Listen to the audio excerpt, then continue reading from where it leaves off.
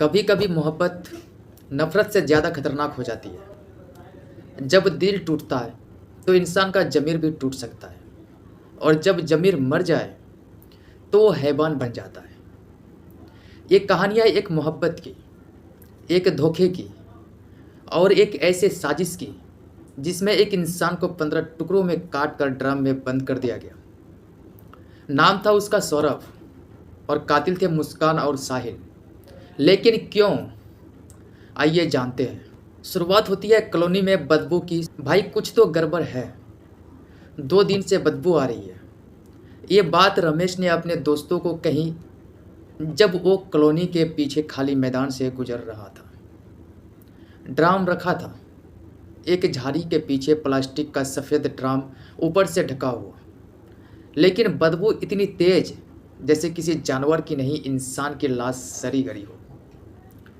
Police आई, drum खोला गया और फिर जो देखा गया वो देखने वाले की रूह तक कांप गई। ड्राम में एक लाश थी, लेकिन लाश नहीं, लाश के टुकड़े थे। इंसान के शरीर के 10 से 15 टुकड़े। कुछ सूख चुका था, कुछ में कीड़े रेंग रहे थे। चेहरा सही सलामत था और पहचान भी हो गई। सौरभ। सौरभ एक सीधा साधा लड़का था, कॉलोनी सेंटर में काम करता था। शहर में नया नया आया था। मुस्कान से उसका रिश्ता ऑफिस के एक प्रोजेक्ट में शुरू हुआ। शुरुआत में सब अच्छा चला, लेकिन फिर मुस्कान को लगने लगा कि सौरभ ज़रूरत से ज़्यादा पजेसिव है। हर वक्त कॉल, हर वक्त लोकेशन पूछना, शक करना। और यही उसकी ज़िंदगी में आया साहिल, मुस्कान का कॉलेज फ्रेंड था। लेकिन अब दोनों के बीच कुछ और ही चल रहा था। चोरी छुपे बातें, मुलाकातें, और सौरभ को भनक तक नहीं। लेकिन जब सौरभ को शक हुआ तो उसने मुस्कान पर हाथ तक उठा दिया, और वहीं से शुरू हुई एक खौफनाक प्लानिंग, मर्डर की प्लानिंग। तो कहे तो रास्ता हमेशा के लिए साफ कर देता हूँ, साहिल ने मुस्कान से कहा।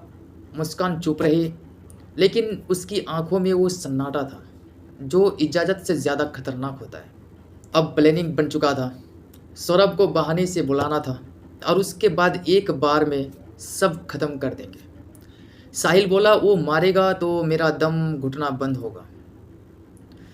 मुस्कान ने ठंडी आवाज़ में कहा। 25 मार्च की रात मुस्कान ने सौरभ को मैसेज किया, आज मिलो, बात करनी है, सब ठीक करना है। सौरभ जैसे ही उसके प्लेट में पहुंचा, मुस्कान ने उसे गले लगाया। मैं अब भी तुमसे प्यार करती हूँ, उसने कहा, झूठ से लिपटी मीठी आवाज़।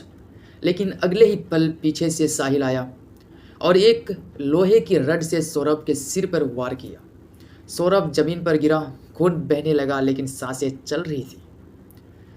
जल्दी कर, जिंदा है अभी, मुस्कान चिल्लाई। साहिल ने 2 और वार किए, फिर गला दबाया और सौरभ की सांसें थम गई। अब लाश को ठिकाने लगाना था। साहिल ने तेज आरी निकाली और लाश को टुकड़ों में काटना शुरू किया। मुस्कान वहीं बैठी थी, चुपचाप। वो किसी फिल्म का सीन नहीं था, वो हकीकत थी। एक लाश, 10-15 टुकड़े, एक ड्राम और 2 कातिल। ड्राम में बॉडी के टुकड़े डालकर उन्होंने ऊपर से केमिकल तक डाला ताकि बदबू ना फैले। ड्राम को कॉलोनी के पीछे ले जाकर झाड़ियों में रख दिया। अब कोई कुछ नहीं जान पाएगा, मुस्कान बोली, लेकिन उसे नहीं पता था सच कब तक छुपता है। जब बदबू फैली तो पुलिस आई, ड्राम खोला गया और सब सामने आ गया। सीसीटीवी फुटेज में सौरभ को कॉलोनी में दाखिल होते देखा गया, लेकिन बाहर जाते हुए कोई फुटेज नहीं मिली। पड़ोसी ने बताया, उस रात मुस्कान के फ्लैट से जोर की आवाज़ें आई थी। दूसरी पड़ोसी ने भी बताया, साहिल को आते जाते देखा गया था। और कॉल रिकॉर्ड्स, वो तो साफ कह रहे थे कि उस रात सौरभ और मुस्कान की लंबी बातें हुई थी। बस फिर क्या था, साहिल और मुस्कान को हिरासत में ले लिया गया। पूछताछ शुरू हुई।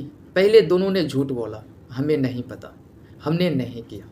लेकिन जब ड्रम से मिले फिंगरप्रिंट्स मैच हुए तो साहिल टूट गया। हाँ, मैंने मारा, लेकिन उसने मुस्कान को मारा था, मैंने बदला लिया।